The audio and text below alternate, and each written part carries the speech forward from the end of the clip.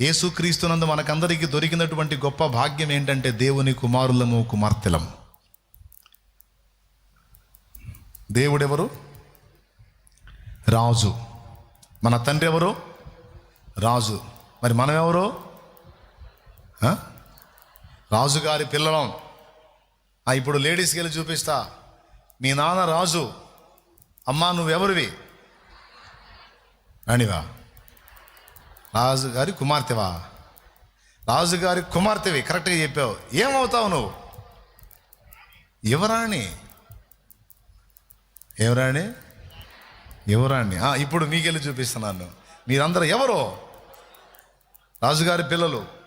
రాజుగారి పిల్లలు అనగా ఏమవుతారు? యువరాజులు.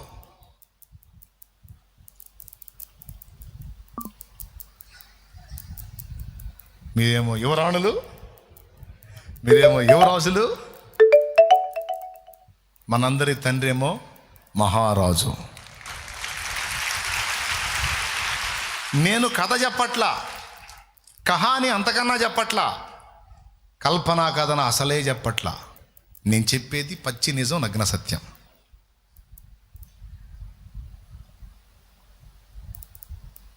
మరి ఇప్పుడు మనల్ని దేవుడు ఏం చేస్తున్నాడంటే, ఆయన సృష్టించిన కోటాను కోట్ల ప్రపంచాలు వేరు, మన సృష్టి వేరు, మన నిర్మాణం వేరు, మనకున్న అనుభవాలు వేరు, మనకున్న జీవిత విధానం వేరు, మిగిలిన ప్రపంచాల్లో ఉన్న జీవులు వారి జీవిత విధానాలు వేరు. ఏ ప్రపంచంలో కూడా మన అనుభవాలకు సరిపోయిన అనుభవాలు కలిగినటువంటి మరో ప్రపంచం లేదు. బాయ్ జాగ్రత్తగానండి, నేను ముగించబోతున్నా, ఎక్కువసేపు చెప్పను. డిసైడ్ అయ్యా, దేవునికి స్తోత్రం. మనతో ఈక్వల్గా అనుభవాలు ఉన్నటువంటి మరో ప్రపంచము లేదు. మరి దేవుడు సృష్టించిన ప్రపంచం ఒక భూప్రపంచమేనా?